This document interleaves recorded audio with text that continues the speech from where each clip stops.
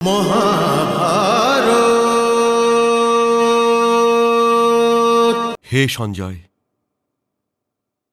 ধর্মক্ষেত্র কুরুক্ষেত্রতে যুদ্ধের জন্য একত্রিত হয়ে থাকা আমার আর পাণ্ডুপুত্ররা এই সময় কি করছে?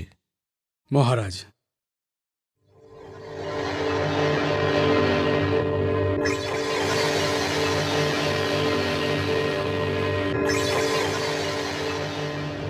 হে নরেশ, দুপক্ষের সেনারা কুরুক্ষেত্রতে এসে পৌঁছে গেছে। গঙ্গাপুত্র ভীষ্ম আর যুবরাজ ধৃষ্টদ্যুম্ন নিজের নিজের সেনাদের নেতৃত্ব দিচ্ছেন।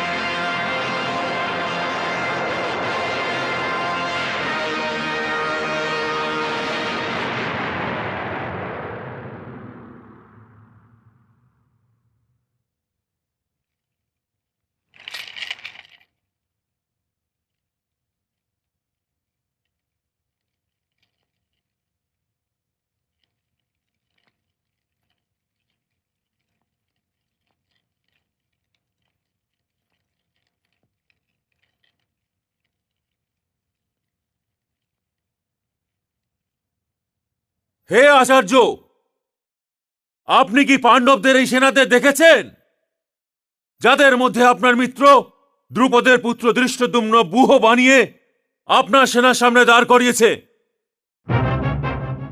আর এই মহান সেনাদের মধ্যে বড় বড় যোদ্ধা, বড় বড় ধনুর্ধর আর বড় বড় শূরবীর আছেন।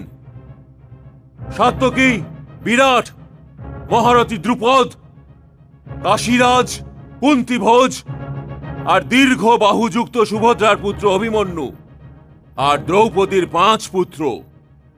হে গুরুশ্রেষ্ঠ,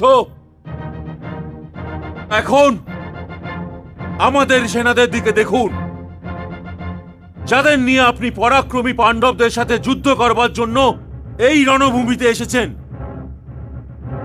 কারা আছেন এই সেনাতে? স্বয়ং আপনি, পিতামহ ভীষ্ম, কুলগুরু কৃপাচার্য, আর এমনই আরো কিছু মহান যোদ্ধা। লোকেরা বলে এরা সব রকম যুদ্ধ কলাতেই পারদর্শী। হে শ্রেষ্ঠ ব্রাহ্মণ, আমাদের সৈন্য শক্তির সামনে এই পাণ্ডবদের সৈন্য শক্তি শূন্য, একেবারে মহাভারত।